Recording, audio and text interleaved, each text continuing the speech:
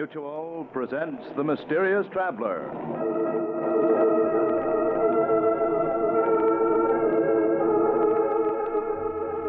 This is The Mysterious Traveler, inviting you to join me on another journey into the realm of the strange and the terrifying.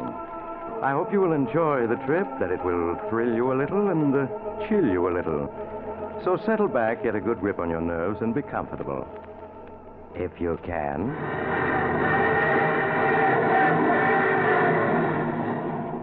What is our story tonight?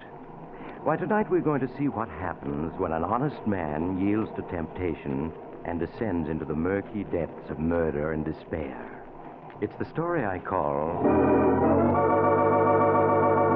Dark Destiny.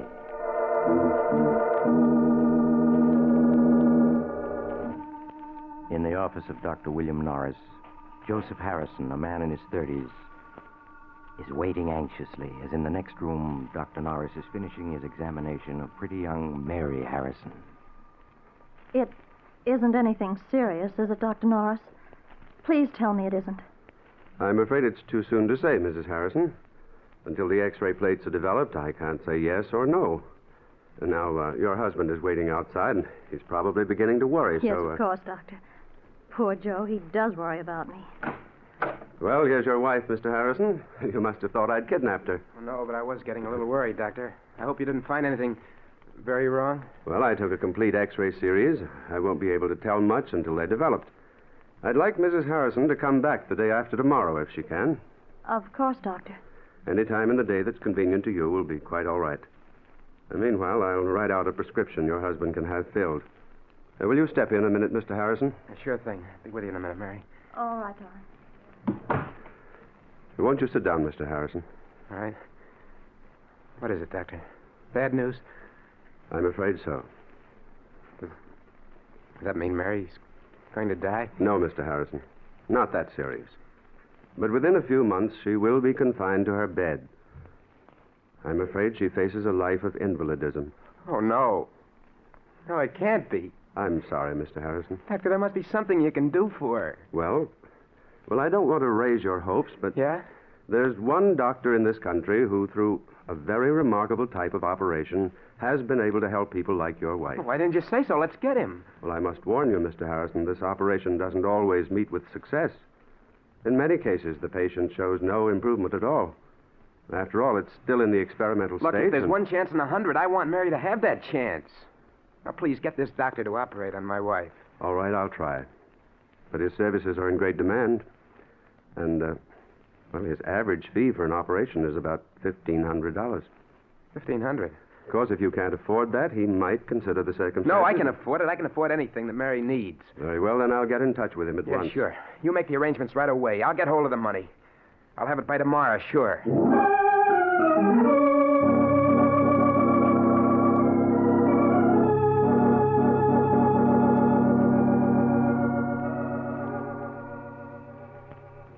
Darling, help me off with my coat, will you? Oh, sure. How you feeling? Oh, my backache is much better since I took the medicine Dr. Norris gave me. I'm sure I'm going to be all right, Joe. Of course you are. He's one of the best doctors in the city. He'll have you well in no time. Did he tell you anything more, Joe? No, not a thing. Except that the treatment may take a little time. That's all. A little time. Yeah. Oh, dear, I hope it won't be too expensive. Your business has fallen off, and we've used up our savings Now, account. don't you worry about the money. Don't you worry about anything. All right, darling. I won't. But aren't you going to take your coat off? No, I got to get that prescription the doctor gave me filled. Now, you just take it easy till I get back. I might stop in at the shop, too. There's something I have to tend to.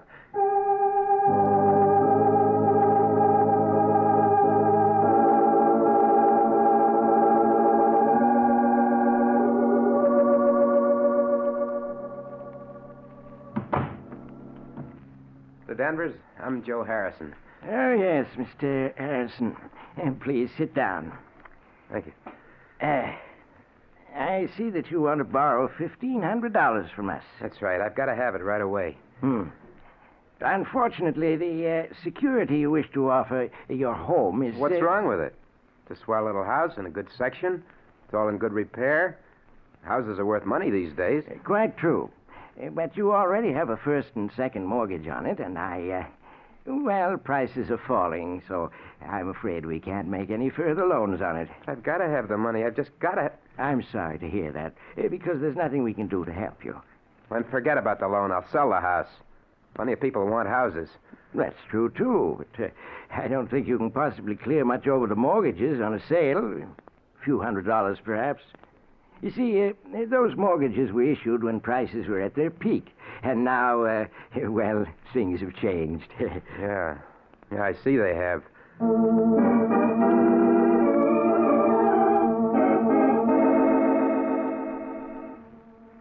You say you're not employed, Mr. Harrison.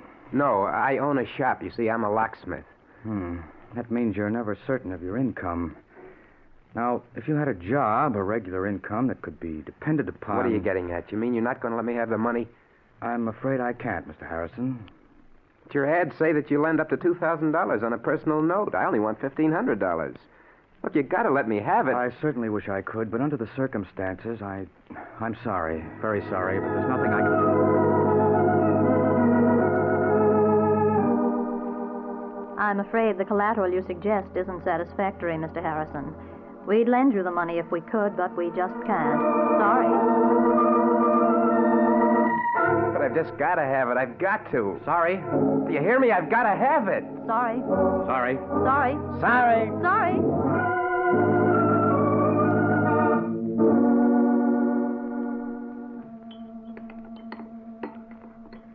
Joe, you're not eating. And you're so quiet. Is anything wrong? What? Oh. No, of course not. You're worrying about me, aren't you? No, Mary, of course not. I was just thinking about some changes at the shop. Darling, you don't have to lie to me. I know you're worrying. But I'm going to get better. Really, I am. I promise it. Sure you are. Sure. Dr. Norris said so. You're going to be well in no time. Well, I have to go out now. I have an appointment with Horace Latimer. You remember I told you about him? We grew up together. I may be pretty late, so don't wait up for me.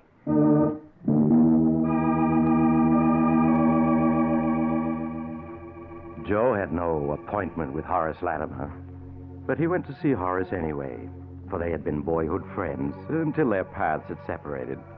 Horace had grown rich, and Joe hoped desperately that Horace would lend him the money he had been trying to raise all day. A sum that would mean nothing at all to Horace. $1,500, that's rather a lot of money, Joe. I know it is, Horace, but it's for Mary. It's for an operation. I've got to have it. I see. Well, now, why don't you try the bank? You have a house, I business. have tried the bank, and a half a dozen loan companies. They all turned me down. They said my security wasn't good enough. Oh, I see. Well, that's too bad. But you know, I don't quite understand why you came to me, Joe. Because we're friends, that's why. Because when we were boys, we agreed that each of us would always lend the other a helping hand if we could. Boys don't understand business very well, I'm afraid, Joe. Oh, I guess not. They don't understand business. They just understand friendship.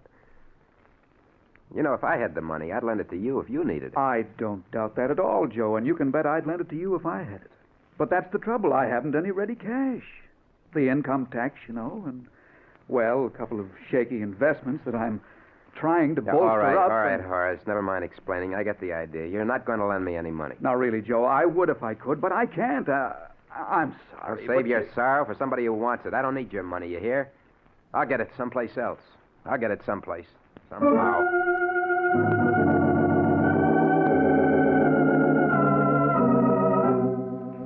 After he had slammed out of Horace Latimer's expensive home, Joe stood for a moment on the dark street corner, staring back with bitterness in his face. Yeah, you're sorry. I'll bet you are. What a sap I was to think you were a pal of mine. I should have known better. I should have known. Buddy? Huh? You speaking to me? Oh, no. Sorry, I guess I was just thinking out loud. That's okay. Hey, got a match? Match? Sure, yeah. Here you are. Thanks. Okay, hold it just like that. Make a move and I'll plug you. Gun. Why, you're... Yeah, this is a stick-up. Hand over your dough and make it fast, see? My dough? That's a hot one. I'm out trying to raise money, and so are you. Well, I only got $1 on me. Take that if you want it. Anyhow, it's more than I could raise. Don't try to kid me. Stand still while I see what you got in your pockets. Go ahead.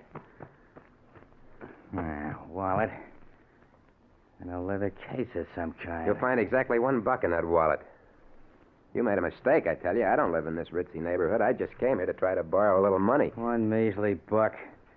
But I'll bet you got a roll hidden in this leather case. It's heavy enough. There's nothing in there but my emergency kit. Yeah, well, I'll see for myself.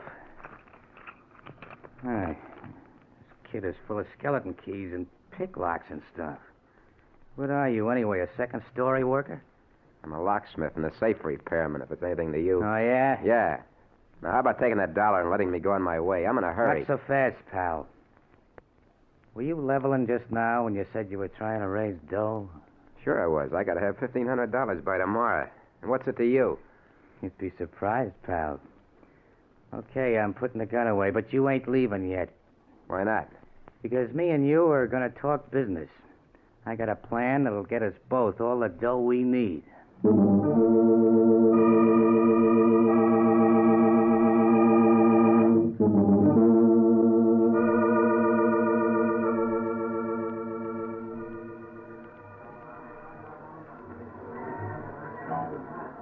Two more beers, waiter. Well, Joe, is it a deal on my proposition? I don't know, Mike. Sure you do. There's nothing to it. You can open locks and safes. Yeah, And I know a house where there's a safe with plenty of dough in it. You and me together, we'll go get it. We'll make a team. but burglary. I've never stolen anything in my life. Listen, you need dough bad, don't you? And so do I. Plenty bad. Yeah, but And you said you'd do anything to get it, didn't you? Yeah, I did. Then what are you hanging back for? All you gotta do is get the back door open and the safe. You can do that, can't you? Yeah, I suppose so. Then forget the buts. In a half an hour, you'll have your 1,500 and more. How else you ever gonna get it? Answer me that. I don't know. Hey, look. You saw all those big houses lived in by guys with dough. How'd they get it? They took it from somebody else, every one of them. Yeah, I suppose so. You sure the money's there? I'm positive. Look, I was casing the joint, and I looked in a window just in time to see the old geezer put a roll of bills in a safe you can open with your teeth. All right, I'll do it. I gotta have that money.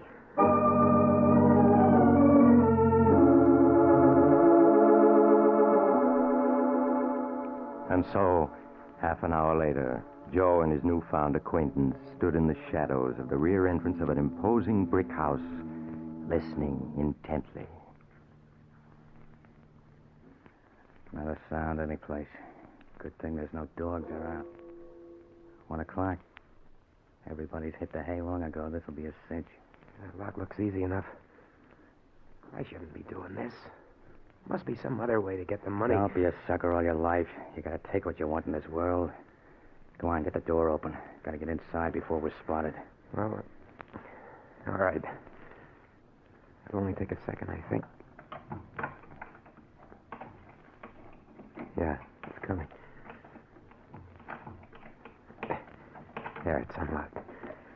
Let's get inside. Come on. There. Good. We're in, and nobody spotted us. The safe's in the library this way. Don't make any noise. You sure there's only the two of them in the house? Yeah. The old guy and his butler. Probably both deaf as posts. Here we are. Here's the library door. Come on in. The safe's behind a picture on this wall. That picture there? Yeah, that's the one. Now lift it down. There you are. There's the safe. Just a kid's toy. Kid's toy, nothing. That baby's tough. Well, you can open it, can't you? Yeah, but it'll take at least a half an hour. Get going. We can't stay here all night.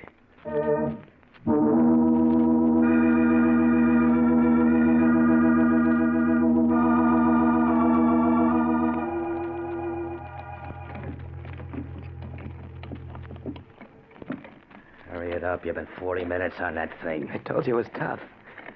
It's coming now. There. There you are. About time, too. Now, let's see what's in it. Here's the cash box. Wait till I open it, and we'll know what we got. There, look. Oh, cash, Mazuma. What did I tell you? There must be thousands there. Easy, come on. Let's count it and divvy it up. No. Never mind. Just give me the 1,500. That's all I want. You can keep the rest. You kidding? No, that's all I want. Just the 1,500 that I need. Okay, if that's the way you want it. Here you are. 10, 11, 12, 13, 14, $1,500 bill. $1,500. Just for an hour's work? Easy money, huh? Hey, look. What do you say we crack a couple of more cribs tonight? No. I just want to get out of here now. Someone's coming. Someone's coming? Yeah. Here, get behind this door. I'll take care of this. What are you going to do? Never mind. Now shut up. Who's there? Jenkins? Jenkins, is that you? The safe's open. The burglars. Jenkins! Jenkins, call the police, quick! Nobody's calling any cops tonight, mister. Why, you're a thief! Jenkins! Jenkins! Maybe that'll convince you. Why did you hit him? What'd you expect me to do? Hold his hand? Wait a minute. He looks like he's dead. I wouldn't be surprised.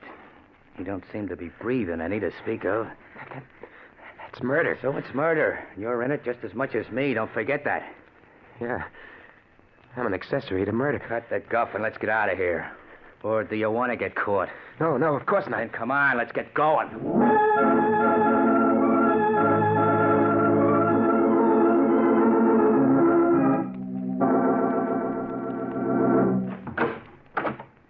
Okay, here we are.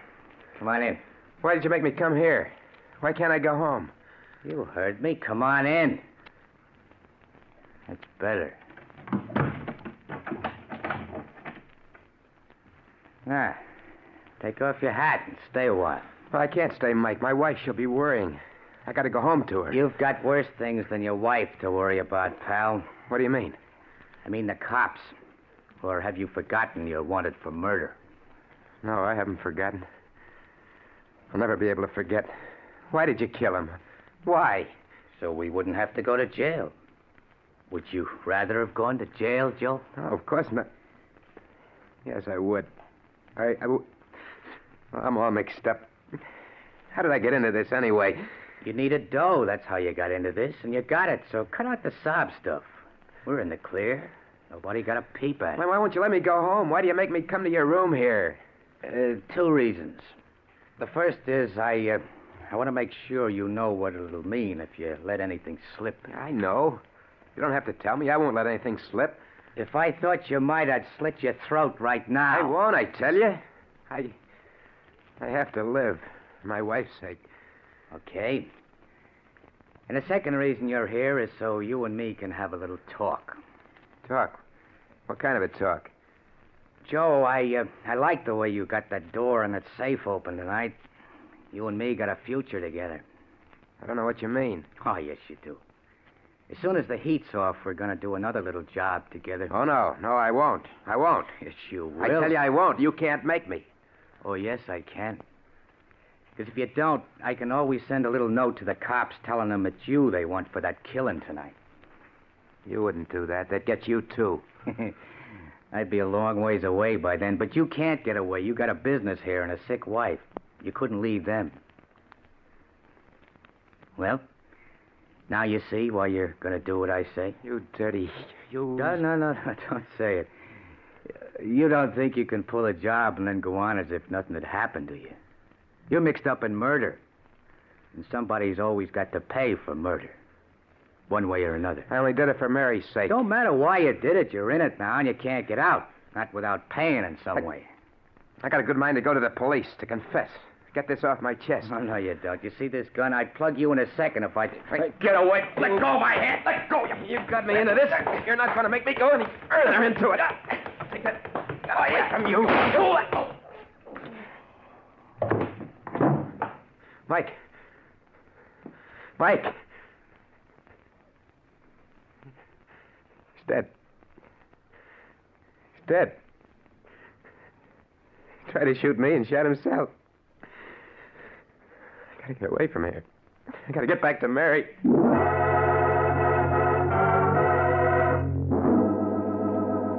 a daze of horror, Joe Harrison found his hat and made his way to the street. His mind was a dizzy whirl of thoughts which he could not control. They went around and around in his head. I'm a murderer. They'll catch me. They'll hang me. I didn't mean to do it. I just wanted the money. The money was all I wanted. The money to make Mary well, that's all.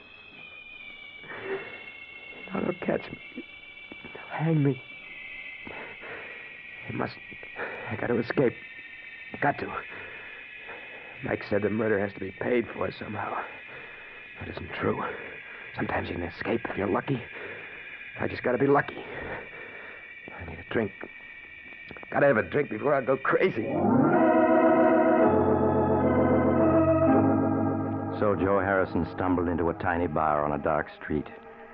Struggling to control his shaking hands and to keep his voice normal, he ordered a double rye and gulped it down.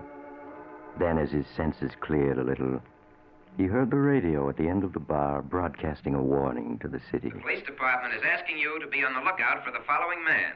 Wanted for the brutal murder committed in Gramercy Park section 2 hours ago. Please make a note of the following description given by the victim before he died. The description follows. Hey, look, buddy, what's the idea? What'd you shut the radio off for? Answer me, what'd you do it for? Because I was sick of listening to it, that's why. Oh, is that so? Well, I'm not, see? And I got an idea maybe there was some other reason you didn't want to hear it. So I'm going to turn it on again. Oh, no, you mustn't. Well, I'm going to. And if you want to make a try for a break, I got a gun right here under the bar, you see? Now let's hear what the killer looked like. I repeat, be on the lookout for a man of medium height, lean and wiry, with reddish-brown hair. If you see such a man, report at once to headquarters. We now turn you back to our regular night program of popular dance tunes. Lean and wiry with reddish-brown hair, huh? Well, that ain't you. You're kind of heavy-set and black-haired. For a minute there, you had me going. I was positive you was the killer, the way you didn't want me to hear the description. Just jumpy, huh? Yeah. Well, here, have another drink on the house, huh? Oh, thanks. I gotta go home. I need some sleep. Yeah, that's what I need. Some sleep.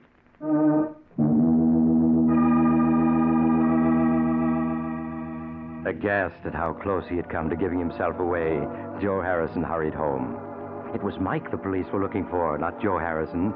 It was Mike whose description they had. Joe Harrison was safe. Safe. Hardly able to believe in his own good luck, Joe reached his home and let himself in. Mary was already asleep. Quietly, he got into bed and at last fell asleep himself.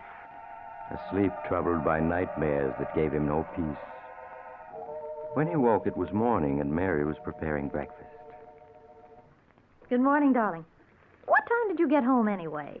I waited up for you almost till 2. Yeah, I was pretty late. I stopped at the shop and did a little work. Forgot to watch the time. And this morning you looked terrible. I know. You're worrying. About me. But you mustn't, darling. I'm going to be all right. Really, I am. Of course you are. I'm going to see to that. What do you think? Dr. Norris called up last night. He wanted to talk to you. He said he had good news for you. Good news? Mm-hmm. But he wouldn't tell me what it was. I don't know why. He asked for you to stop in at his office this morning. Yeah, I think I know what it is. Yeah, sure. I'll go right over and see him. Oh, but, darling, you're going to eat breakfast first, aren't you? No, I'll eat when I get back. I want to see the doctor first. Anyway, I'm not very hungry. All right, Joe. But please hurry back. I want to know what the doctor says. Yeah, sure, Mary. I'll be right back. But everything's okay now. Everything's okay.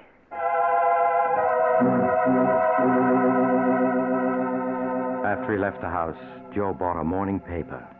Big headlines told of the murder the night before, but he scarcely saw them. His eyes hurried through the story until he found what he was looking for. The news that Mike's body had been found. The man Mike had struck had given his butler Mike's description before he died, but he hadn't seen Joe at all. So the police had listed Mike's death as a suicide or an accident and closed the case. Joe Harrison was safe. Perfectly safe. Safe. I'm safe.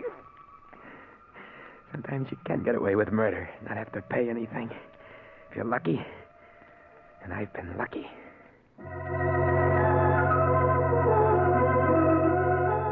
When he entered the doctor's office, Joe's expression was that of a man who had just faced disaster and been rescued at the last moment.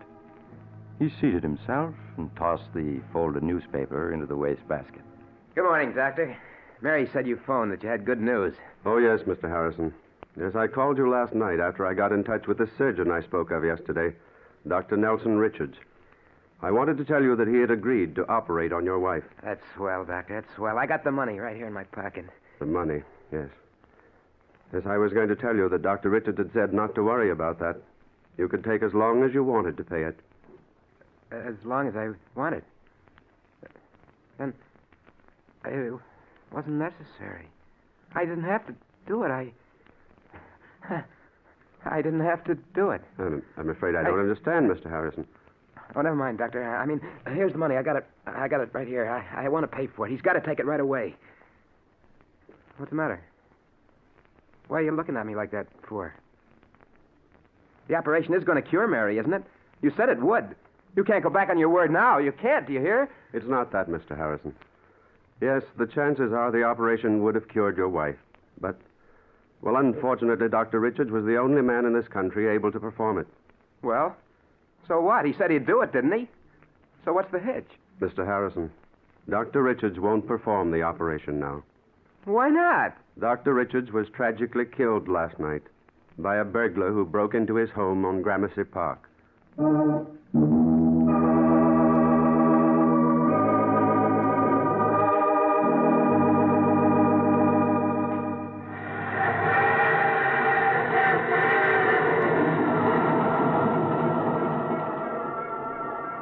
This is the mysterious traveler again. Fate plays strange jokes sometimes, doesn't she? Poor Joe Harrison.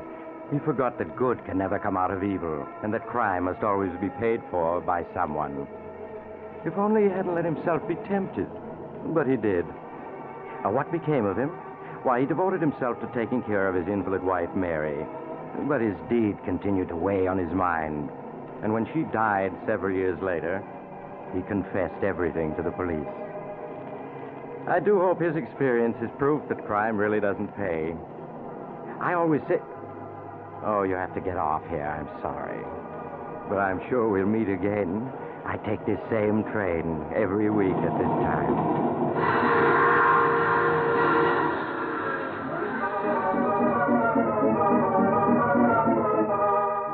You've just heard The Mysterious Traveler, a series of dramas of the strange and terrifying.